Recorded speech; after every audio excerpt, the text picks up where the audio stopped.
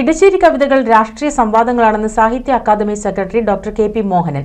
ഇടശ്ശേരി സ്മാരക സമിതിയും ഇടശ്ശേരി സ്മാരക ട്രസ്റ്റും കൃഷ്ണപ്പണിക്കർ വായനശാലയും സംയുക്തമായി സംഘടിപ്പിച്ച ചടങ്ങിൽ ഇടശ്ശേരി സ്മാരക പ്രഭാഷണം നിർവഹിച്ച് സംസാരിക്കുകയായിരുന്നു അദ്ദേഹം.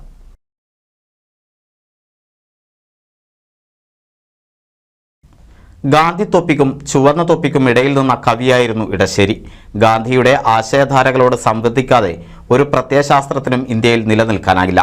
അത് നേരത്തെ തിരിച്ചറിഞ്ഞ കവിയാണ് ഇടശ്ശേരി.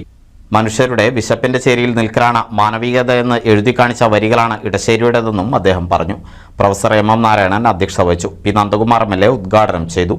TV ശൂലപാണി, E അനുപമ എന്നിവർ സംസാരിച്ചു. അതുമാത്രമല്ല, ഇടശ്ശേരി ഏത് കാലത്തും പ്രസക്തനായിട്ടുള്ള ഒരു വ്യക്തിയാണ്. ഏത് കാലത്തും ഇടശ്ശേരി കൈകാര്യം ചെയ്ത വിഷയങ്ങൾക്ക് പ്രസക്തിയുണ്ട് എന്നാണ് പറയാൻ ഞാൻ ഉദ്ദേശിക്കുന്നത്.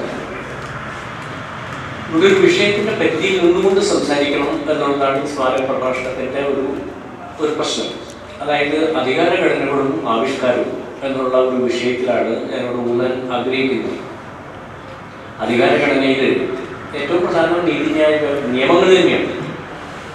പണ്ട് ഇടശ്ശേരി പറഞ്ഞിട്ടുണ്ട്, പഴകിയ ചാലുകൾ മാറ്റുക എന്ന് പറയുന്ന കവിതയിൽ ഇടശ്ശേരി പറഞ്ഞിട്ടുള്ള നിയമം എന്ന് പറയുന്നത് എന്താണ് എന്നതിനെ പറ്റി പറയുന്നത്.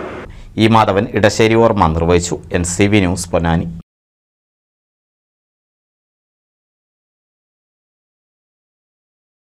ഒരായിരം വിവാഹങ്ങൾക്ക് ഒരേ ഒരു ബ്യൂട്ടി സിൽക്സ്, എടപ്പാൾ, ചാവക്കാട്, തൃപ്രയാർ, പുത്തനത്താണി, പെരിന്തൽമണ്ണ.